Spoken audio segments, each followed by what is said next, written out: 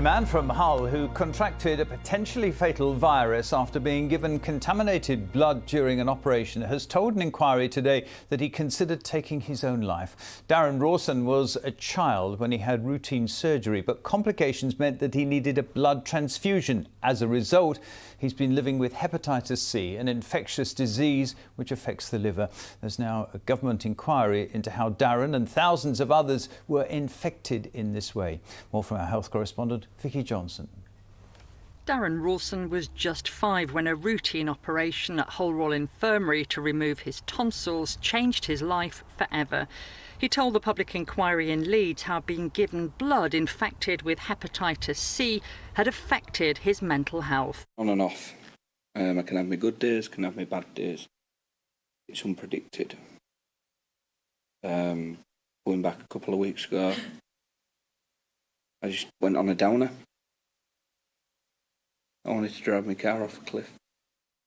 It's also had a serious impact on his family life. I don't really do things with my children, like play football, because my son, he likes to play football and I can't play football with him because I just get out of breath, or the motivation isn't there to interact.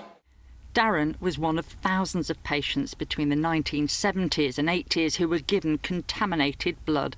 It had contained the clotting agent factor VIII, made by pooling together human plasma samples. Some of the stocks, though, had been imported from the US, where high-risk groups like prisoners and prostitutes were paid to donate. Almost 5,000 people were infected with HIV or hepatitis. Just under 3,000 have since died.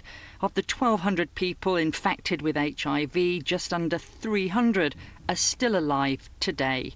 Glenn Wilkinson, who's also from Hull, is one of those infected with hepatitis. He's concerned that many people are still not receiving the care and treatment that they need. We know for a fact that there can be hidden damage done to the liver and other parts of the body, including the brain. So by not keeping an eye on these people, by not monitoring them, opportunities are going to be missed. Illnesses will develop, people will die as a consequence of that, and they won't see the end of the inquiry. As well as coming to Leeds, this public inquiry is travelling to Scotland, to Northern Ireland and to Wales. It'll be gathering testimonies from those who've been infected and affected by what's been described as the worst treatment scandal in the history of the NHS.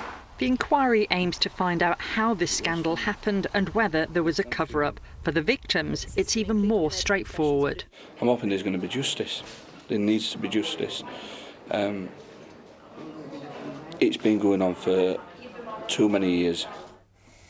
Well, Vicky's in Leeds at the moment. When will the inquiry finish? The best guess is it could take 3 years or maybe even longer. But for many of those who've been infected by this, time is running out. In the 2 years since this inquiry was launched, 169 of them have died, and many are concerned that they too could go to their graves without finding the conclusions of this inquiry. Just as big a concern almost is that it shouldn't go the same way as the Penrose inquiry. That was the investigation in Scotland. There they say that there was only one recommendation made, and that was after almost 7 years of inquiries. People widely regarded that as a whitewash. Peter. Thank you, Vicky. Well, joining me now is Diana Johnson, the MP for Hull North, who called for this inquiry in the first place. Diana Johnson, good evening to you. Good evening. What do you want to see as a conclusion to this, and when? Well, I think Vicky's right. It might take up to 3 years before the recommendations and the conclusion of the inquiry is reached. But I think in the meantime, the point is that one victim is dying roughly every 4 days. And so time is of the essence. And one of the things that hasn't happened over the last 50 years is these people have never been given compensation for what's happened to them. So I think now is an opportunity to actually give some financial compensation to help support these people who've been infected and affected. And do you want the finger pointed at somebody, somebody blamed, or somebody to be accountable?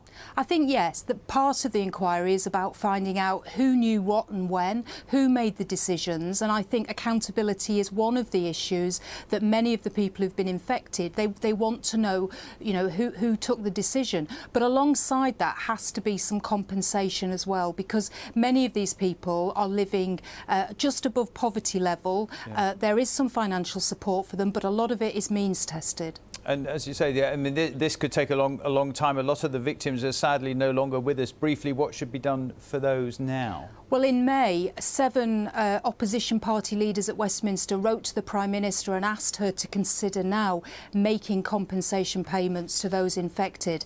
And I'm hoping that whoever becomes the next Prime Minister will act on that and do the right thing and compensate these people.